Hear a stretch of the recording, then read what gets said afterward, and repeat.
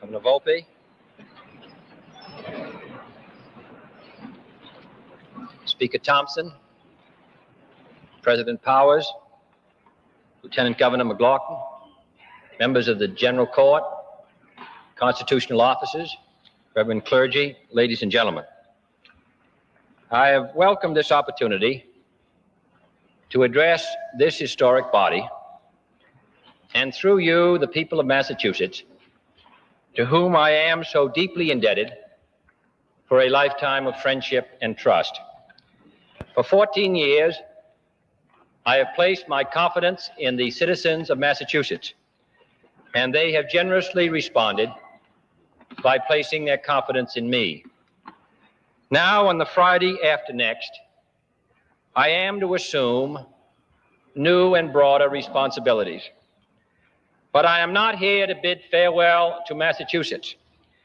For 43 years, whether I was in London or in Washington or in the South Pacific or elsewhere, this has been my home. And God willing, wherever I serve, this shall remain my home.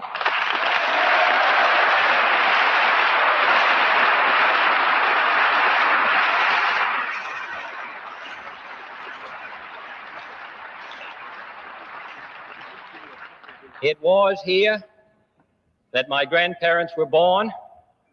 It is here, I hope, that my grandchildren will be born. I speak neither from false provincial pride nor artful political flattery. For no man about to enter high office in this country can ever be unmindful of the contributions which this state has made to our national greatness. Its leaders have shaped our destiny long before the great republic was born. Its principles have guided our footsteps in times of crisis as well as in times of calm. Its democratic institutions, including this historic body, have served as beacon lights for other nations as well as for our sister states. For what Pericles said of the Athenians has long been true of this Commonwealth: we do not imitate, for we are a model to others. And so it is that I carry with me from this state to that high and lonely office to which I now succeed more than fond memories or firm friendships. The enduring quality of Massachusetts, the common threads woven by the Pilgrim and the Puritan, the fisherman and the farmer, the Yankee and the immigrant, will not be and could not be forgotten in this nation's executive mansion.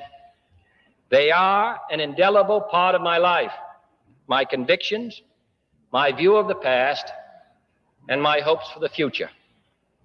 Allow me to illustrate. During the last 60 days, I have been at the task of constructing an administration. It has been a long and deliberate process. Some have counseled greater speed. Others have counseled more expedient tests. But I have been guided by the standard John Winthrop set before his shipmates on the flagship Arabella 331 years ago, as they too faced the task of building a new government on a perilous frontier. We must always consider, he said, that we shall be as a city upon a hill. The eyes of all people are upon us.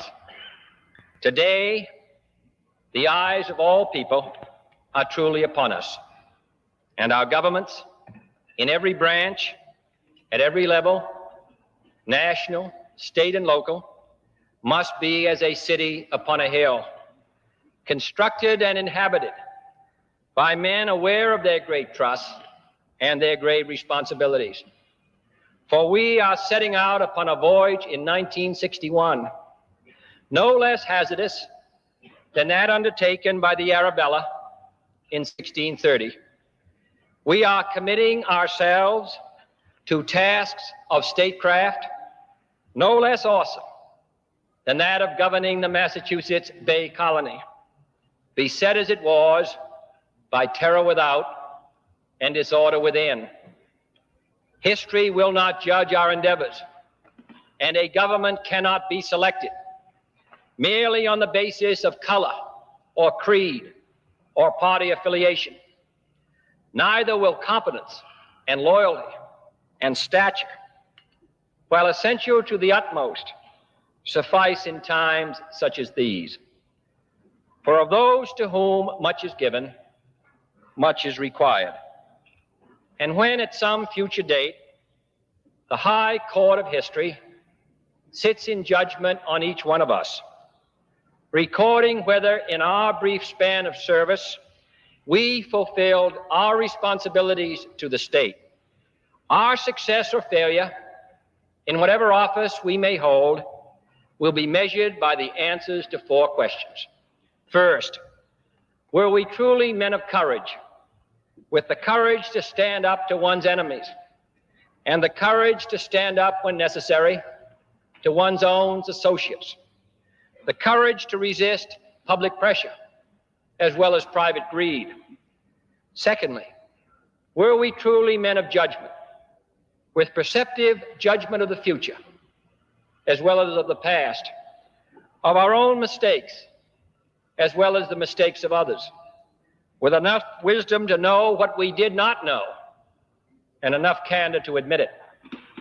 Third, were we truly men of integrity, men who never ran out on either the principles in which they believed or the people who believed in them, men whom neither financial gain nor political ambition could ever divert from the fulfillment of our sacred trust?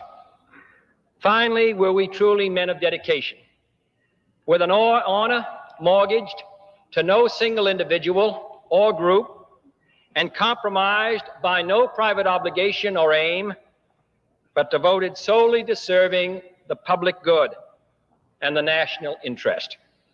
Courage, judgment, integrity, dedication, these are the historic qualities of the Bay Colony and of the Bay State, the qualities which this state have consistently sent to this chamber, here in Beacon Hill in Boston and to Capitol Hill back in Washington. And these are the qualities which, with God's help, this son of Massachusetts hopes will characterize our government's conduct in the 4 stormy years that lie ahead. Humbly I ask his help in that undertaking, but aware that on earth his will is worked by men, I ask for your help and your prayers as I embark on this new and solemn journey. Thank you.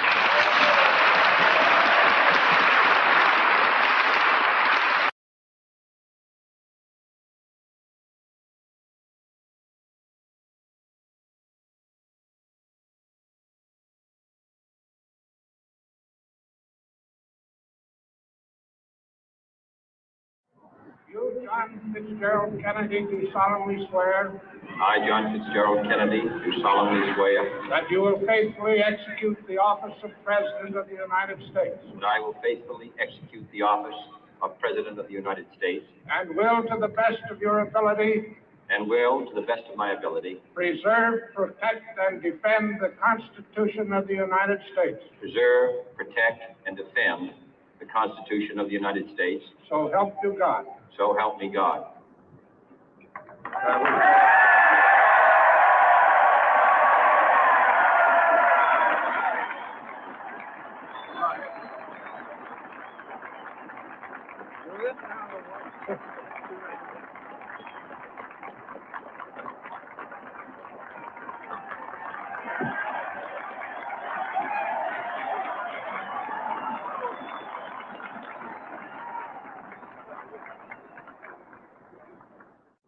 Vice President Johnson, Mr. Speaker, Mr. Chief Justice, President Eisenhower, Vice President Nixon, President Truman, Reverend clergy, fellow citizens.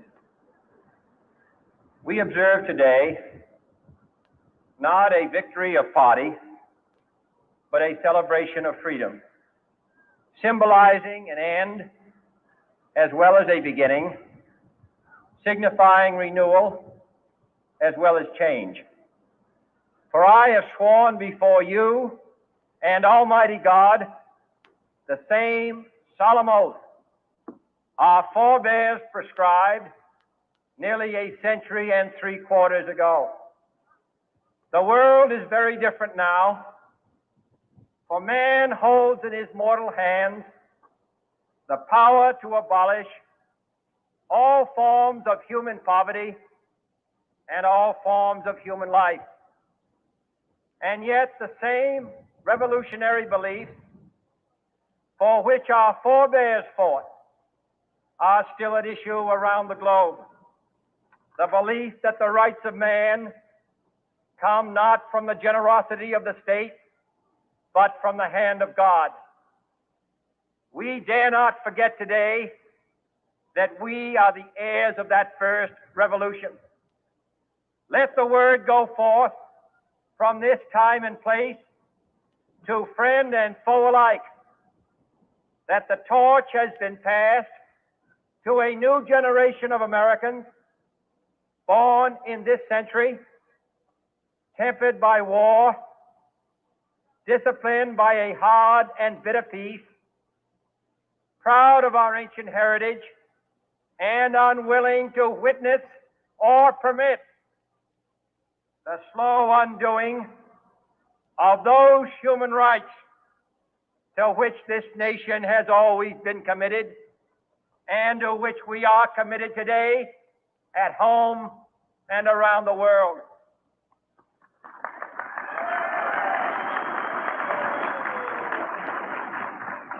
Let every nation know, whether it wishes us well or ill, that we shall pay any price, bear any burden, meet any hardship, support any friend, oppose any foe to assure the survival and the success of liberty.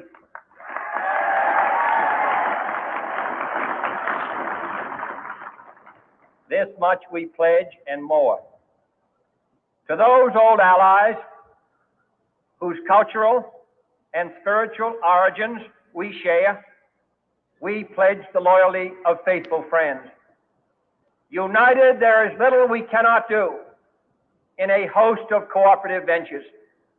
Divided, there is little we can do, for we dare not meet a powerful challenge at odds and split asunder.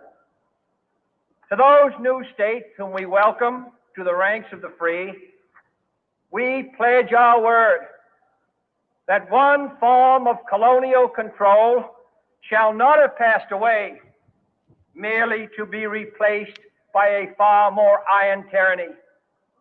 We shall not always expect to find them supporting our view, but we shall always hope to find them strongly supporting their own freedom, and to remember that in the past, those who foolishly sought power by riding the back of the tiger ended up inside.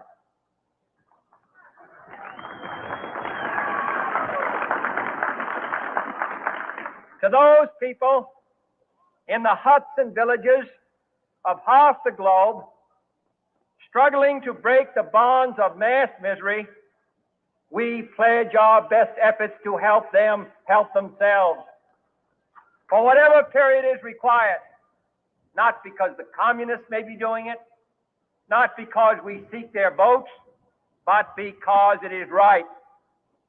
If a free society cannot help the many who are poor, it cannot save the few who are rich.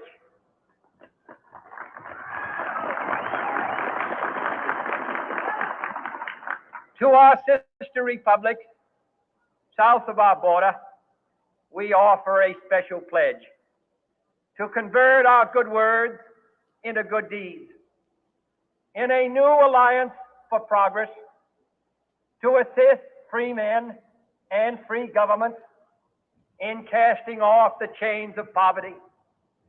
But this peaceful revolution of hope cannot become the prey of hostile powers.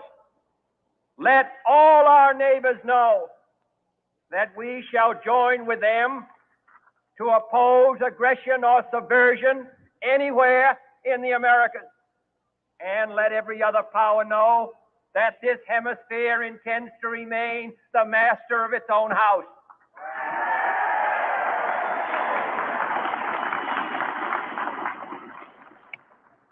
To that World Assembly of Sovereign States, the United Nations, our last best hope, in an age where the instruments of war have far outpaced the instruments of peace, we renew our pledge of support to prevent it from becoming merely a forum for invective, to strengthen its shield of the new and the weak, and to enlarge the area in which its writ may run.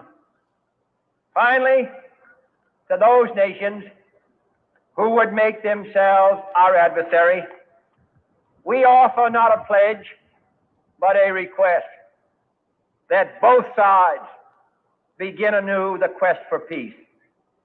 Before the dark powers of destruction, unleashed by science, engulf all humanity in planned or accidental self-destruction. We dare not tempt them with weakness, for only when our arms are sufficient beyond doubt can we be certain beyond doubt that they will never be employed.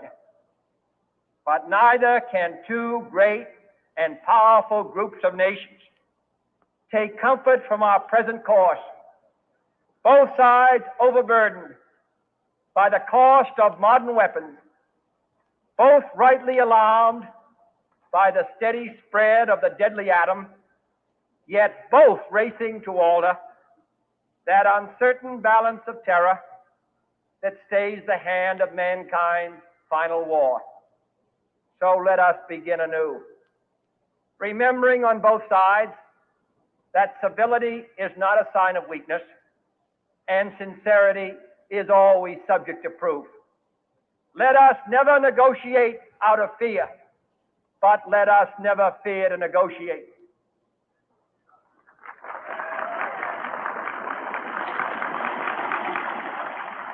Let both sides explore what problems unite us, instead of belaboring those problems which divide us.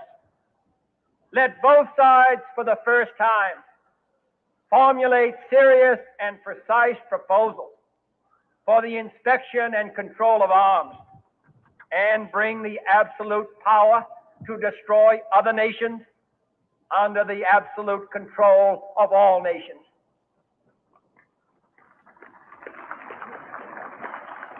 Let both sides seek to invoke the wonders of science instead of its terrors. Together, let us explore the stars, conquer the deserts, eradicate disease, tap the ocean depths, and encourage the arts and commerce. Let both sides unite to heed in all corners of the earth the command of Isaiah to undo the heavy burden and let the oppressed go free. And if a beachhead of cooperation may push back the jungle of suspicion, let both sides join in creating a new endeavor, not a new balance of power, but a new world of law, where the strong are just and the weak secure and the peace preserved. All this will not be finished in the first 100 days, nor will it be finished in the first 1,000 days, nor in the life of this administration, nor even perhaps in our lifetime on this planet. But let us begin.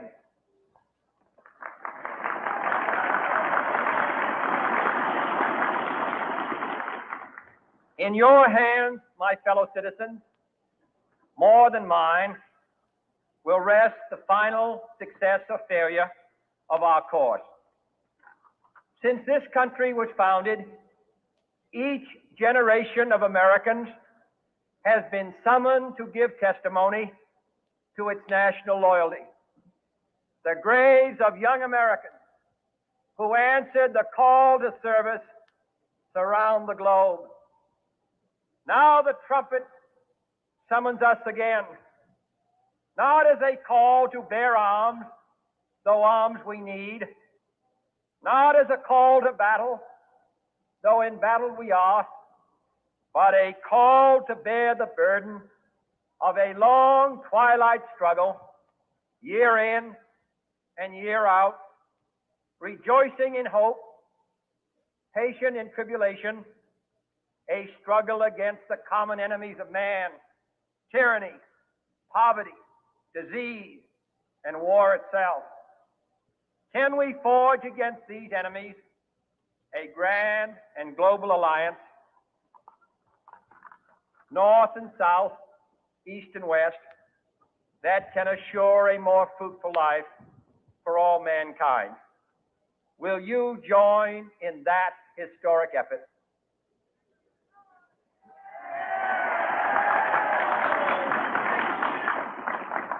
In the long history of the world, only a few generations have been granted the role of defending freedom in its hour of maximum danger. I do not shrink from this responsibility. I welcome it.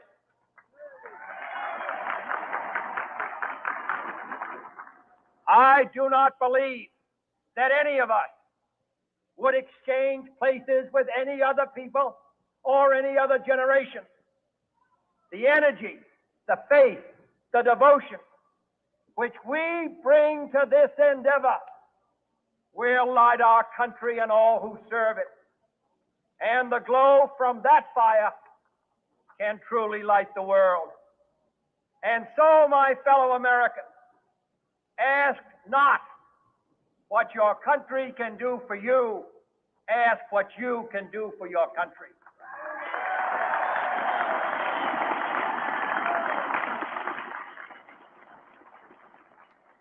My fellow citizens of the world, ask not what America will do for you, but what together we can do for the freedom of man.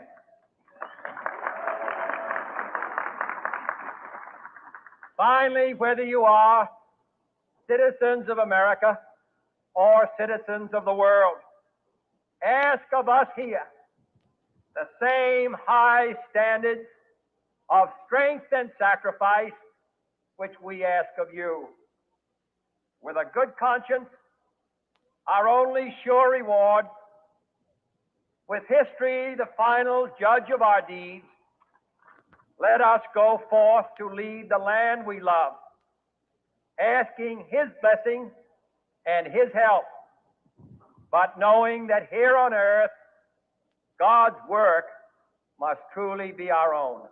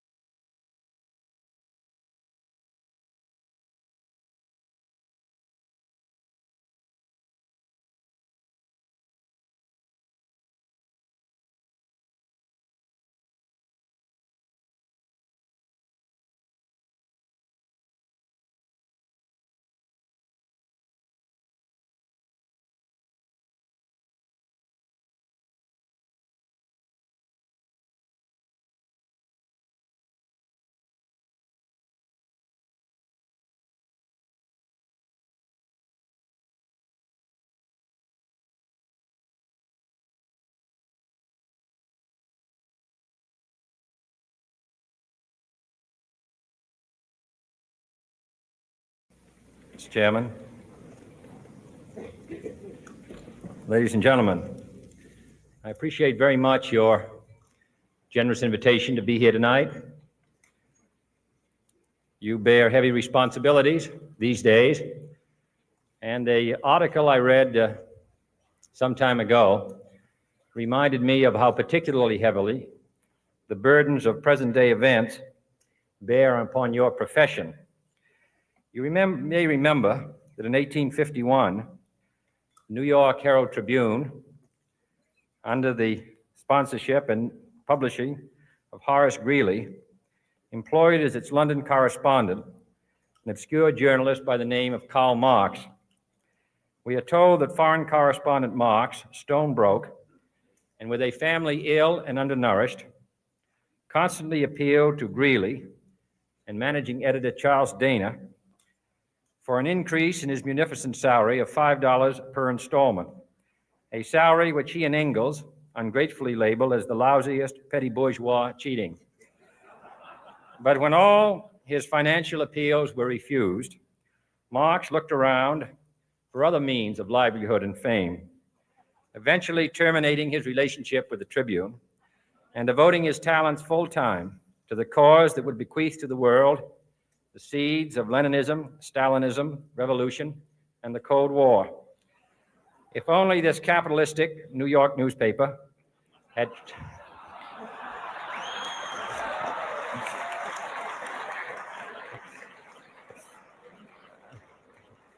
treated him more kindly, if only Marx had remained a foreign correspondent, history might have been different. And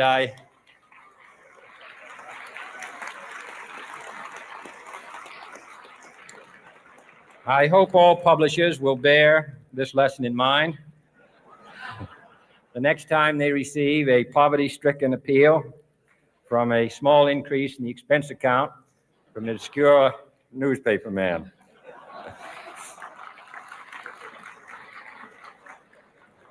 I have selected as the title of my remarks tonight, "The President and the Press."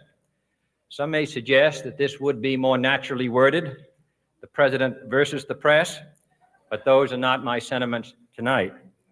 It is true, however, that when a well-known diplomat from another country demanded recently that our State Department repudiate certain newspaper attacks on his colleagues, it was unnecessary for us to reply that this administration was not responsible for the press, for the press had already made it clear that it was not responsible for this administration.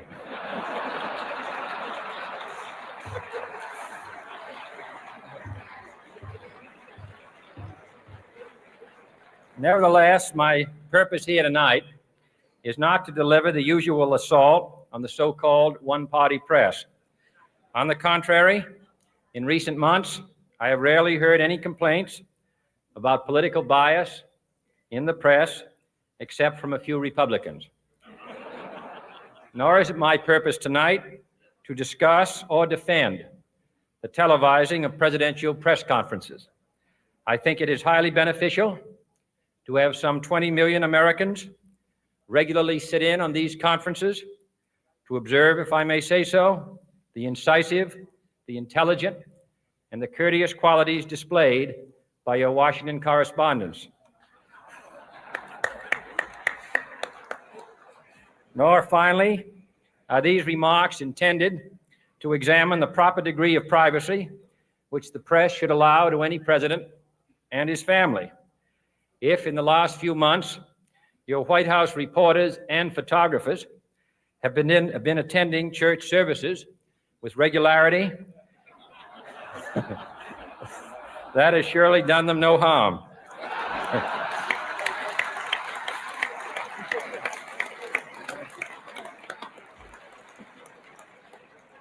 On the other hand, I realize that your staff and wire service photographers may be complaining that they do not enjoy the same green privileges, the local golf courses, which they once did.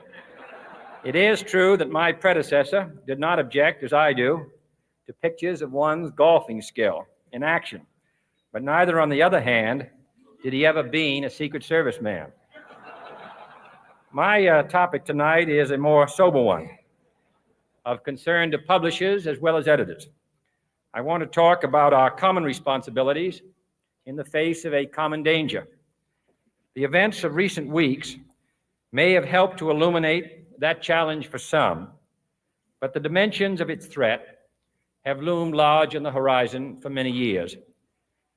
Whatever our hopes may be for the future, for reducing this threat or living with it, there is no escaping either the gravity or the totality of its challenge to our survival and to our security, a challenge that confronts us in unaccustomed ways in every sphere of human activity. This deadly challenge imposes upon our society two requirements of direct concern, both to the press and to the President.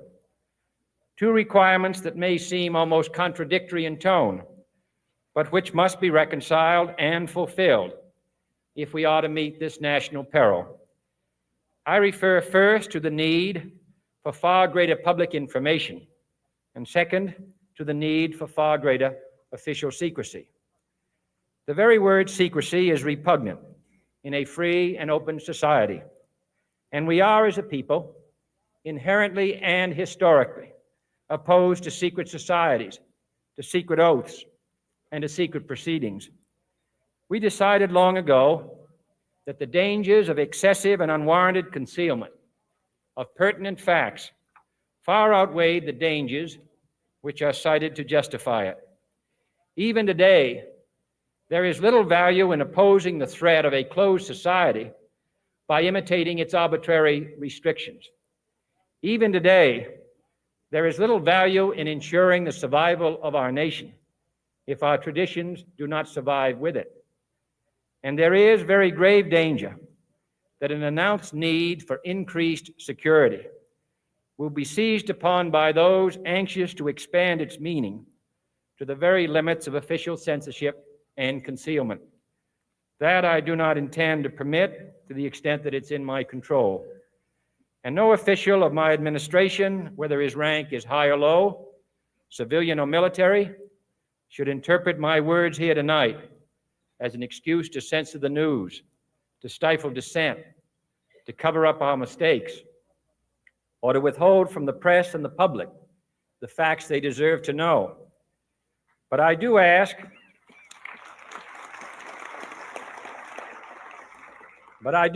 every publisher, every editor, and every newsman in the nation to re-examine his own standards and to recognize the nature of our country's peril. In time of war, the government and the press have customarily joined in an effort based largely on self-discipline to prevent unauthorized disclosures to the enemy.